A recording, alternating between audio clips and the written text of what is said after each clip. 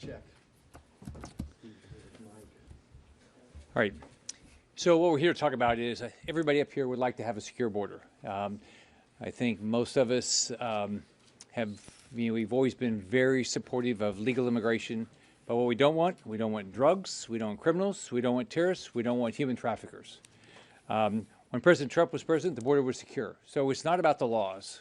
We're talking about a new border bill, but it's not about the laws. It's actually, we have a lawless administration. The Biden administration is absolutely lawless. You could see it in what happened in Senator Cruz can talk about this with regard to Texas. The Biden administration went to the Supreme Court to say they want to make sure that Texas cannot keep their border secure. Can you just think about that for a second? Our federal government said they don't want a secure border. They don't want Texas to do their job to make sure their citizens stay safe. Now we haven't seen the text yet, but one thing we do know about this bill, there will be nothing in there that will directly impact anything, whether it's Ukraine aid or anything else, if the border's not secure. So if we wanted to have something in there that would say, okay, so if the numbers don't come down, the monthly Ukraine aid doesn't go there. Mitch McConnell said, nope, we're not going to have that in there. It's not in there. So we have nothing. And it could be something else, but we're not going to have anything to do it. Now, one thing that bothers me is we don't have text. We're all U.S. senators. We ought to be able to be sitting there negotiating. We ought to tell them what our thoughts are. And by the way, the people back home, they ought to know exactly what's going on. This should not be a surprise at the last minute. And I've been up here 5 years, all right? And here's what's happened. They give us the bill at the last minute. You're expected to vote on it probably that day, and you get no amendment votes. That's not the way the U.S. Senate should work. We should all have the opportunity to engage. So we all ought to be involved in this. Now, one thing that's important to me is we don't codify Biden's open door policy. So they're talking about saying, oh, we're okay up to 5,000 people a day, 5,000 people a day. So let's just say 1%. So let's say 1% of them are murderers, are rapists, are terrorists, or some criminal every day. We're going to put those people on the streets that might impact our families. The other thing is we're hopefully going to have a new president. When we get a new Republican president, we should make sure we don't pass a bill that's going to impact their ability to secure the border. Trump was able to secure the border with the existing laws. Let's make sure we don't pass something that makes it harder for him to do that. And by the way, where's the House of Representatives? We have a majority. I think this is dead on arrival in the House, but why isn't the House part of this negotiation? We have a Republican House. We should not be voting for anything as Republicans in the Senate if the Republicans in the House don't support it.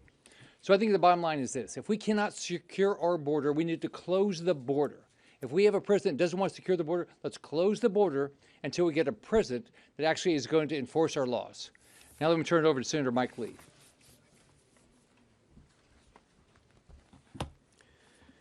There's nothing about the current border surge that is the inexorable result of inadequate legislation on the books. Nothing. The president has more than enough tools at his disposal to stop it. He had those tools in place and programs in place that had in fact stopped it. But the day he took office, he lifted the Remain in Mexico program. Remain in Mexico has now been the subject of longstanding litigation that the president has lost, even after losing the litigation.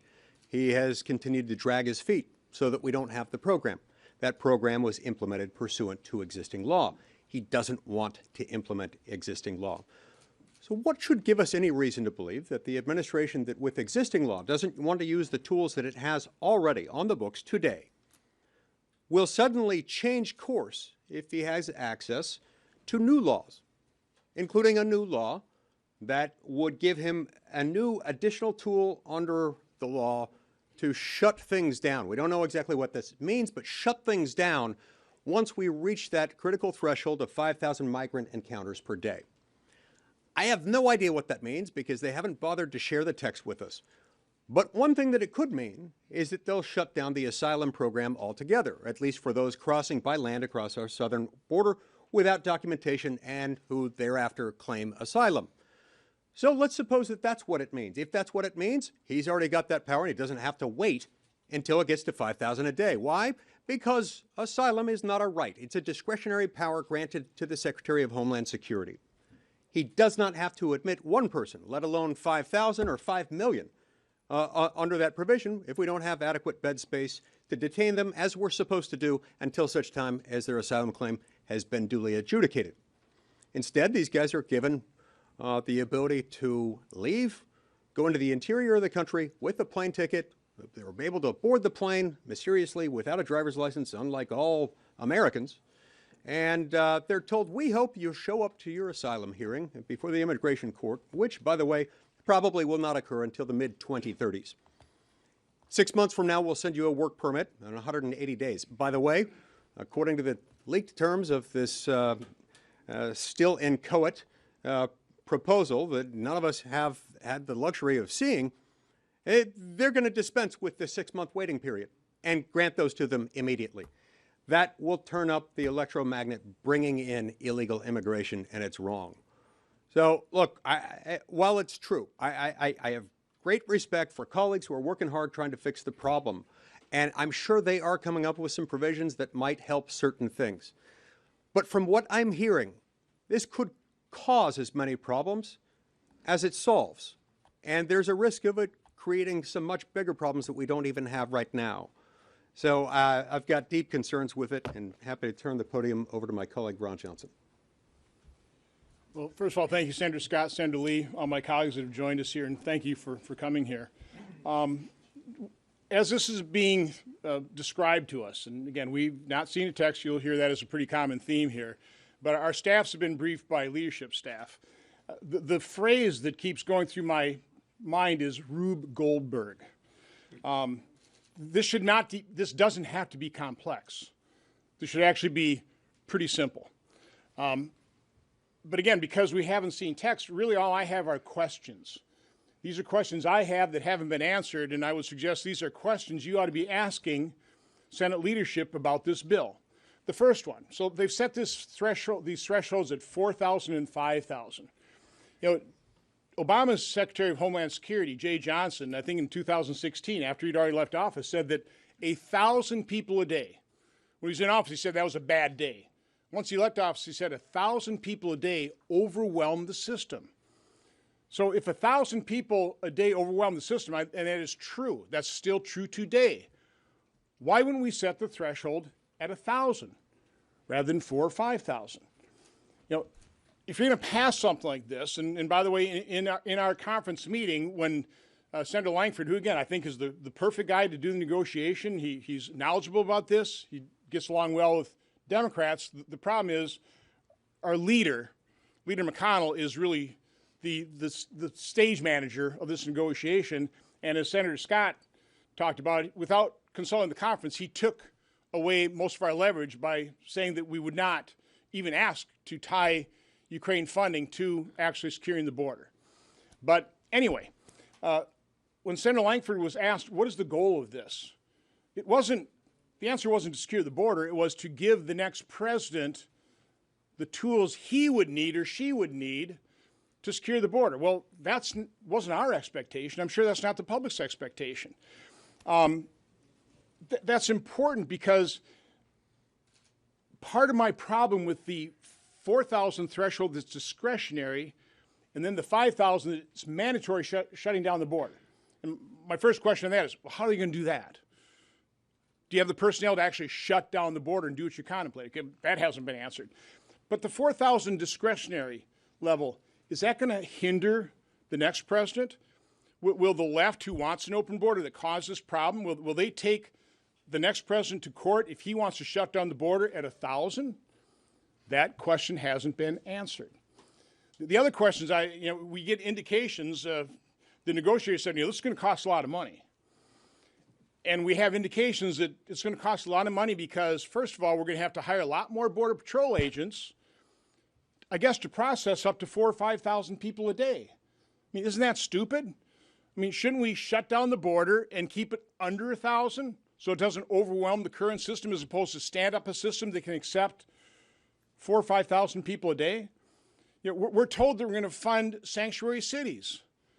I mean, isn't that stupid? I mean, take better care of illegal immigrants, and that's just going to cause more to come. So again, there's just so many aspects of this bill, as we understand it, that make no sense whatsoever. We're asking the questions. We're not getting the answers. You ought to be asking those questions. Maybe you can get the answers.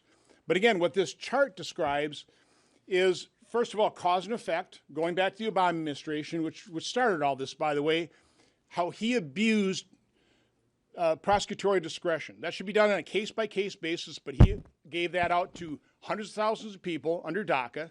That sparked all of this. We've been dealing with it ever since. And now the Biden administration is abusing parole, which is also supposed to be done case-by-case basis. Up until this administration, is about 5,000 awards of parole a year. Now we're granting it to hundreds of thousands of people. That abuse has to stop. But as Senators Lee and Scott both said, Trump, under existing law, he secured the border. That represents about 570 people a day. Biden, when he got into office, exploded the border, opened it up, and if we normalize 4,000 to 5,000, that's what the chart would look like. That's completely unacceptable, and I just put next to it, this was Obama. That was during 2013-14 time period. This is a level of immigration that President Obama described as a humanitarian crisis. It was, it is, this is completely unacceptable. And from my standpoint, as a Republican senator, I need to know from the negotiators, why is that not going to be the new normalized level of immigration under this Rube Goldberg negotiation? And now I'll turn it over to Senator Roger Marshall. All right, well, thank you. Thank you so much, Senator Rick Scott, for leading this and for your consistent leadership on this.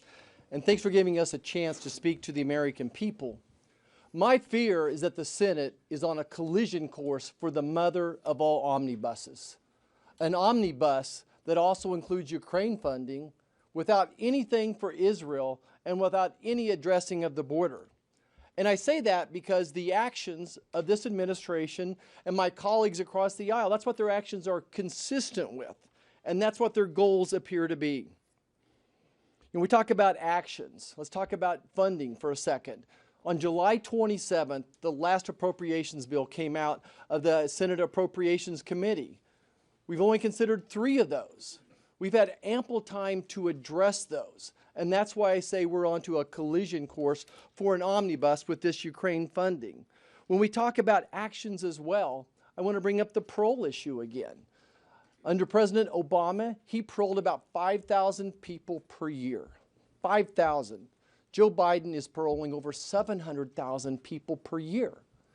If he really believed in securing the border, he has the ability to do it, which leads me to think that his goals are not the same as ours. Negotiating 101, I only negotiate with people that share the same goals that I do. I see this as a national security issue, first, second, third, foremost a national security issue. My friends across the aisle, the White House, see this as an immigration issue, and their goal is to get as many people across the border, legally, illegally. They don't care how they get them across the border. And beyond that, their goal is Ukraine funding. So those are their goals. They seem to be separated. And I think that the parole issue is going to be the deciding factor. Negotiation rule number 2, I don't agree on anything until I agree on everything. I still don't think that they've really worked out what parole looks like. And when we have a president that's paroled 1.7 million people in his 3 years, how can we even talk about any other pieces of this until we figure out the parole situation as well? So we don't share the same goals. Their actions are consistent with a mother of all omnibuses with Ukraine funding. And the only reason I'm at the table is this. Border security is the #1 issue, #1 concern of Americans. That's my #1 priority, is to secure the border, and we're going to go to great lengths to try to accomplish that yet. Thank you. I guess Senator Braun's up next. Thank you. So to put this in perspective in terms of how long we've been wrestling with this, I think it was, 3-4 months ago, it was the first time in over 5 years that I saw 41 Republican senators come together to thwart what looked like it was going to be the same old thing, something settled behind closed doors. And the worst possible thing we could do is, now that there's urgency, especially on the supplementals, is that we do something that doesn't make sense.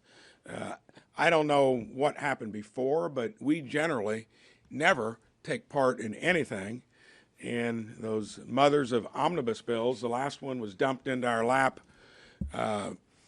over a year ago or around then, 4,100 pages, 1:40 in the morning, had 2 days to look through it. We got to have time to sort through all this too. So first time we've muscled enough effort, we got to be careful that we don't lose the opportunity to get it right. I can tell you back in a place like Indiana, it has risen to as big an issue that I've ever been a part of. Generally, the economy is, that's so messed up too. This actually eclipses that. And the parole thing, which I was going to mention, you got to keep that in mind because that's a tool, that's an example of how if you let them have any latitude, they are enterprisers. They want open borders, and they'll still find ways to get it done. And then last but not least, nobody seems to give a darn about this here, every penny we're going to be spending, we're going to be borrowing from our kids and grandkids. And if you remember, there was a bill sent over from the House on Israeli aid for small figures in this day and age of around $14 billion, didn't take it up because it had to pay for. That's how pitiful this place is. Eric Schmidt. Thank you. The truth of the matter is Joe Biden has every tool at his disposal right now to close the border. He just doesn't want to. The Democrat Party at this point is unapologetically open borders. The Oval Office is filled with a bunch of gender study grads from Ivy League schools who write white papers on this stuff, and now they have more power than they ever thought they could have to have an open border. They view themselves as global citizens willing to open the door.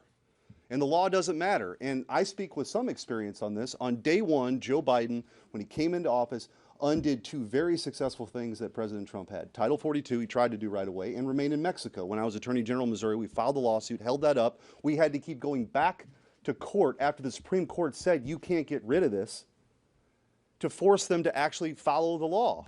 And that worked for a little while until it went away. This is a lawless administration that doesn't care at all about border security. It's not in their DNA. And so some language change now isn't going to create some come to Jesus moment for Joe Biden. This is who he is. This is what this administration is all about. Another example is a border law that Congress appropriated money for, millions and millions and millions of dollars. They were paying $140,000 a day for contractors not to construct it. And then, in a ridiculous auction, in one example, $4.4 million worth of materials were auctioned off for just over $100,000. These folks, they're not interested in this. And so to go through this exercise just to unlock Ukraine aid seems ridiculous. And that's really what this is about. People know it. It's unspoken a little bit in this place. But let's have an honest discussion about that. If that's your issue, bring it up. We've tried to separate Israeli funding, or Israel funding. We can't get votes on that because ultimately Chuck Schumer wants to control this process. And I've been here for 13 months. We have debated appropriations bills for 8 hours. Not interested in that either, because what Chuck Schumer is interested in is hiding this all in a back room and unveiling it and saying, vote on this tomorrow. We've been told we can't see the text of this because it's so complicated, because if you change one word here, it affects everything else. Yet we're going to be given a day or 2 days, or God forbid, 3 weeks? This is nuts. Chuck Schumer is willing to throw the most deliberative body in the history of the world onto the ash heap of history because of obsession with this issue, and they're not serious about securing the border. As I said, Joe Biden could do it today. He just doesn't want to. The Biden border crisis is an absolute humanitarian disaster, and Democrats don't care. Last year, 853 migrants died crossing illegally into this country. Alejandro Mayorkas didn't even know how many had died because he didn't care. When I brought 19 senators down to the border, we saw a man who had drowned floating in the Rio Grande. Democrats don't care.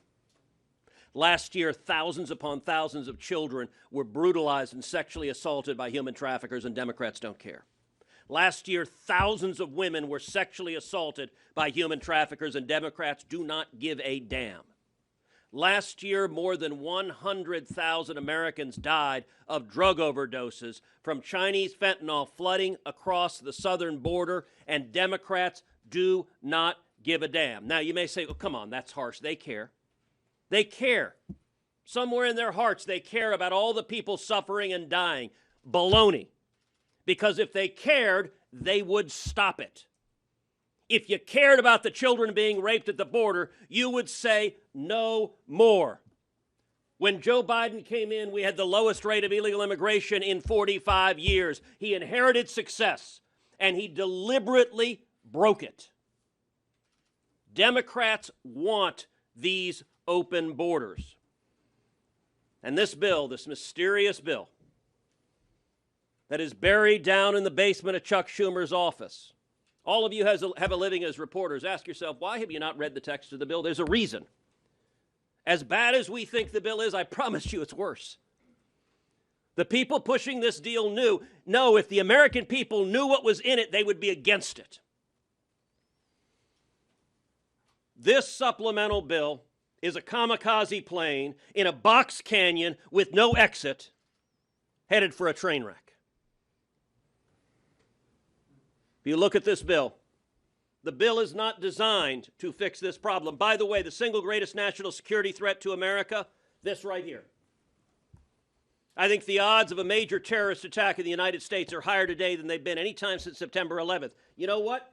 In that spike, how many Hamas terrorists are there? How many Hezbollah terrorists are there? And what are we going to say when they carry out an attack here like October 7th in Israel? This bill is not designed